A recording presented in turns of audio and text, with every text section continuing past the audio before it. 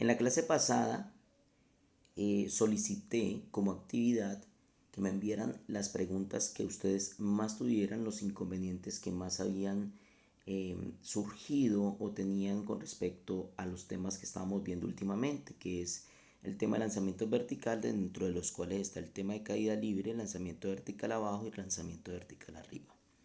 Algunos estudiantes me expresaron unas incógnitas, muchas preguntas. Entonces yo lo que hice fue que tomé todas esas preguntas que me enviaron la clase pasada como actividad, aquellas que más se repetían entre ustedes.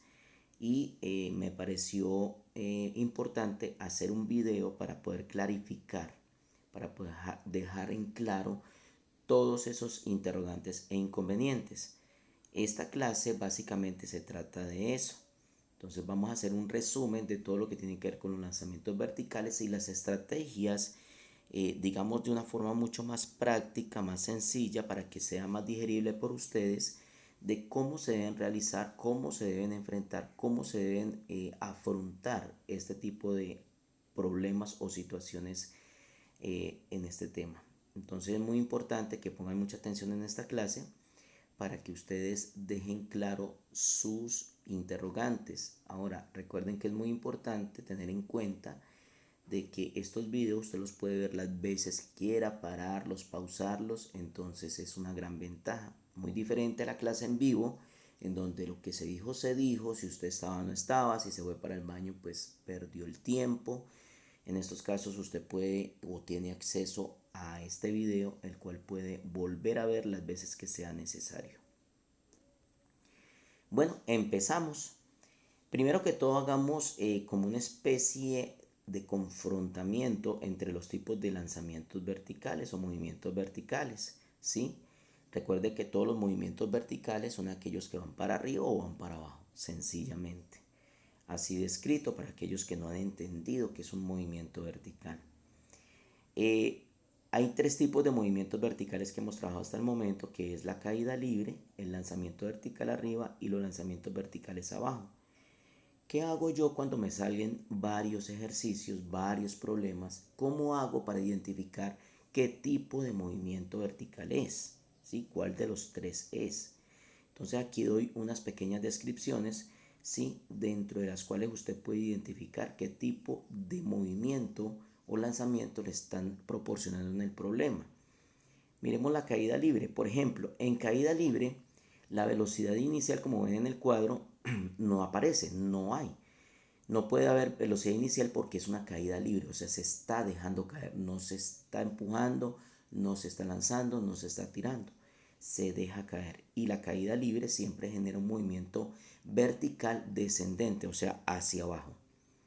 Velocidad final sí hay, claro, porque el objeto a medida que va cayendo va adquiriendo mayor velocidad y llega al suelo con una velocidad determinada.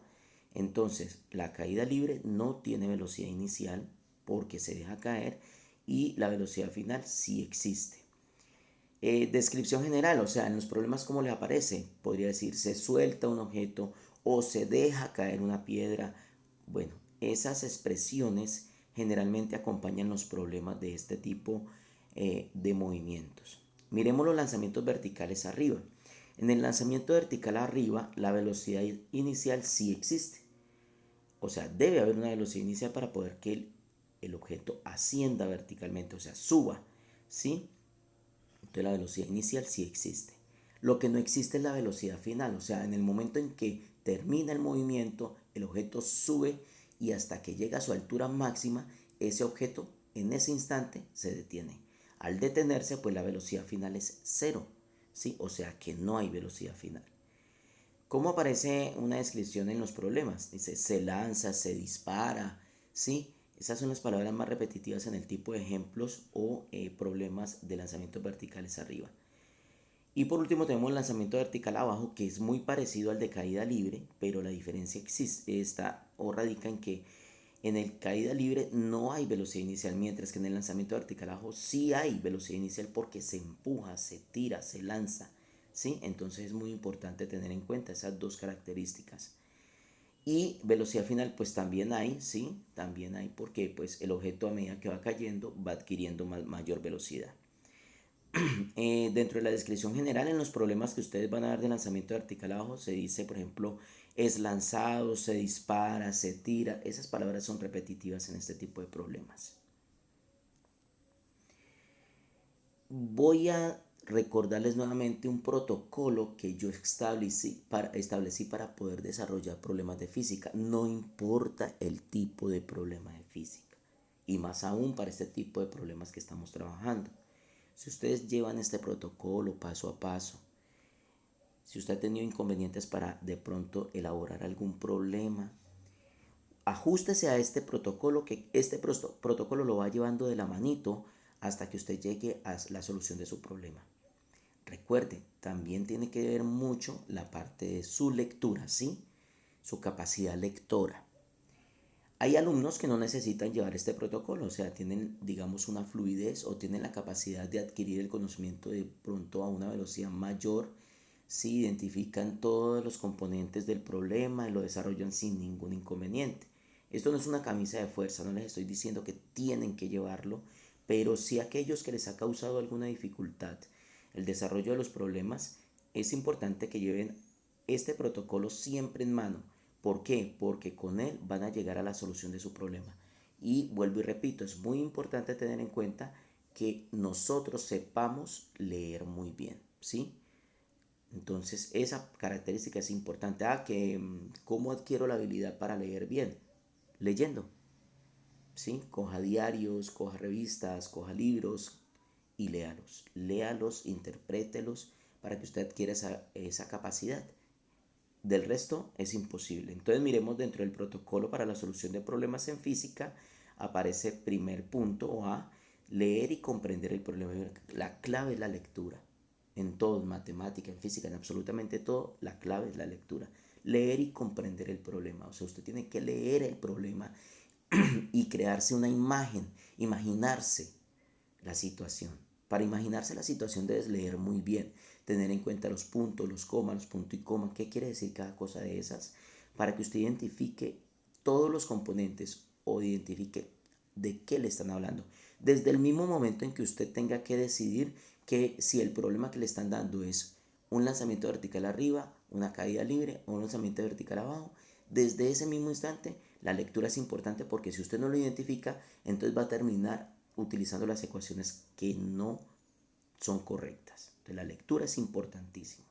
Ahora que estás en casa, que te queda un poco más de tiempo libre en las tardes, ya que las actividades las estás haciendo dentro de las mismas clases, en la noche coge un libro, coge revistas, coge el diario, lee, interpreta, ¿sí? Es importantísimo. Si usted quiere ir a la universidad, ¿sí? Y quiere sacar un buen IFES, el IFES es lectura. Básicamente lectura. Muchas veces en la misma lectura, en el mismo enunciado, te están entregando las respuestas, pero hay personas que no entienden o no comprenden la lectura porque no saben leer, ¿sí? Entonces es muy importante. Y en la universidad la clave es lectura. Todo es lectura. Bueno, vemos el paso B. Dice realizar un gráfico, esquema o dibujo que represente el problema. Este es importante. Muchas veces hay alumnos o personas que automáticamente en su mente registran el problema y lo llevan con la imaginación a la situación, ¿sí? Y no necesitan hacer el esquema, el dibujo, el gráfico. Pero generalmente yo digo, es mucho más conveniente hacer el gráfico, porque con el gráfico te evitas tener que estar leyendo nuevamente el enunciado, el problema. El gráfico te traduce, prácticamente te reduce el tiempo de trabajo. Y hay que hacer un buen gráfico, un buen dibujo, ¿no? Porque si usted hace un dibujo que no tenga absolutamente nada que ver con lo que le están diciendo, pues te vas a perder. Ahí también va amarrada la lectura. C. Cuando ya leemos, comprendemos y dibujamos en el gráfico, entonces ahora sí vamos a extraer del problema los datos que nos están dando. O sea, ¿qué nos dan? ¿Cuáles son las variables que nos están entregando? ¿Sí? Siempre nos van a dar algo para poder trabajar. D. Posteriormente a extraer del problema los datos que nos dan, extraemos del problema los datos que nos están pidiendo. O sea, si nos dan algo y es un problema, pues lógicamente nos van a pedir algo. Entonces sacamos aparte realmente qué es lo que nos están pidiendo. E. Tenemos que verificar que las unidades de lo que nos dan y lo que nos piden sean concordantes, o sea, que concuerden en uno de los sistemas. Por ejemplo, si trabajamos la distancia en metros, las velocidades tienen que estar en metros por segundo, o sea, deben ser concordantes. Si los tiempos están en horas, debemos trabajar las velocidades en kilómetros por hora, no en metros por segundo, porque entonces vamos a tener inconvenientes. Entonces, verificar que las unidades concuerden. F, debemos, ya teniendo todo esto, entonces ahora sí identificamos las ecuaciones o fórmulas que se ajustan a nuestra solución del problema. Entonces, si nos piden la altura, entonces buscamos la fórmula para altura. Si nos piden distancia, velocidad, buscamos la fórmula para velocidad. Entonces, vamos a buscar lo que realmente necesitamos y tener muy presente de que esa fórmula debe tener todas las variables, ¿sí?, necesarias para poderla resolver en nuestro ejercicio. O sea, cuando nosotros extraemos del problema los datos que nos dan, esos datos que nos están dando deben de estar o deben ser parte de la posibilidad de solución con la fórmula que obtuve. Porque ¿para qué voy a buscar una fórmula donde me están pidiendo, por ejemplo, velocidad inicial? ¿Sí? Y la fórmula, sí, es para hallar velocidad inicial, pero la fórmula me pide que debo tener distancia y tampoco me dan distancia, entonces me voy a encontrar con una fórmula con dos incógnitas, entonces ahí voy a pecar, ¿sí? Entonces siempre tengo que buscar la estrategia para encontrar esas fórmulas o ecuaciones que se adapten, que se acoplen a mi problema, a mi situación, a mis datos que me dan y a lo que me piden. Ahora, eh, digamos que por último, ya sería reemplazar, ya obtuve la fórmula, ya sé que esa fórmula es la que me sirve para desarrollar el ejercicio, entonces lo que hago es que cojo los datos que me están dando, que ya los saqué, si ya los obtuve, los datos que me están dando y los reemplazo en mi fórmula. Hago mis operaciones matemáticas, ya esto es carpintería. ¿Qué quiere decir eso? Que si usted no sabe multiplicar, dividir, sumar, restar en la calculadora, ya ese es un problema serio. Sí, eso es un problema anterior. Entonces ahí es donde necesitamos para llegar a la solución del problema.